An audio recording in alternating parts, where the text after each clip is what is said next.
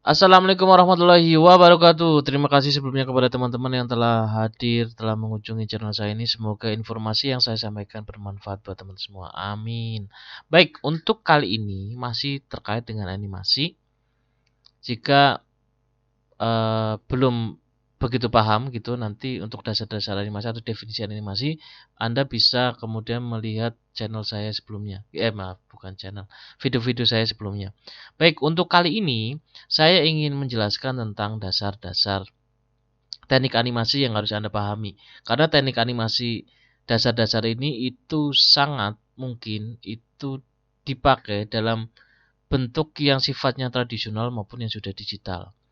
Baik, yang pertama adalah terkait dengan bahwa dalam animasi itu kita mengenal dasar animasi yaitu in between dan keyframe. Apa yang dimaksud dengan in between dan keyframe?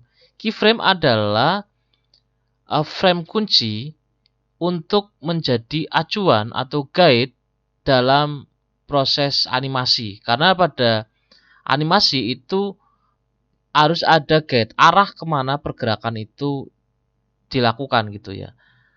Keyframe itu biasanya dibuat itu per 10 frame atau per 15 frame tergantung bagaimana pergerakan itu akan dibuat gitu ya. Nah, di antara keyframe itu kita sebut sebagai in between.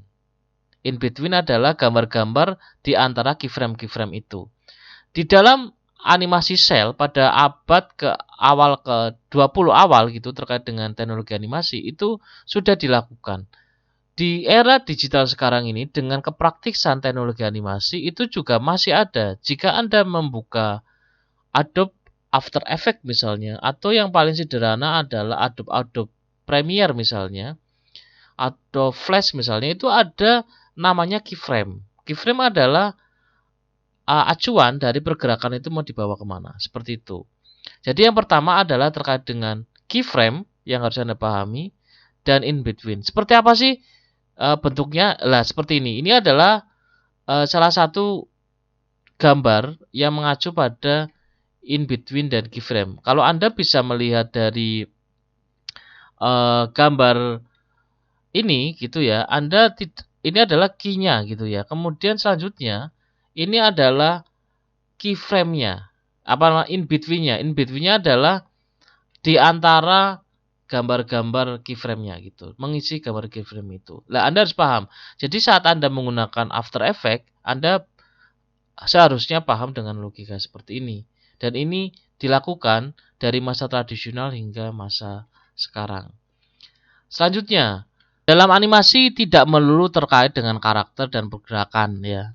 Terkait dengan karakter pergerakan, tapi juga terkait dengan foreground dan background. Kenapa? Karena animasi itu terkait dengan frame yang kita nikmatin. Jadi kita juga harus memikirkan tentang background dan foreground, latar belakang dan latar depan untuk dalam pembuatan animasi. Seperti itu. Jadi terkait dengan keyframe dan in between juga terkait dengan membuat foreground dan background gitu. Anda harus memahami tentang seperti itu. Berarti kalau background dan foreground berarti Anda dalam pendekatan 3 dimensi, maka Anda harus memikirkan tentang membuat settingnya gitu ya.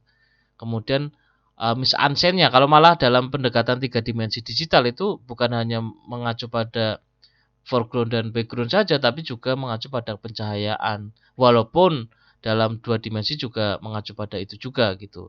Tapi tidak terlalu signifikan karena beberapa animasi kalau saya lihat itu mereka tidak banyak menggunakan pendekatan pencahayaan gitu. Ada yang tidak menggunakan seperti itu. Baik, mungkin itu saja dari saya. Terima kasih, semoga bermanfaat. Saya tutup. Assalamualaikum warahmatullahi wabarakatuh.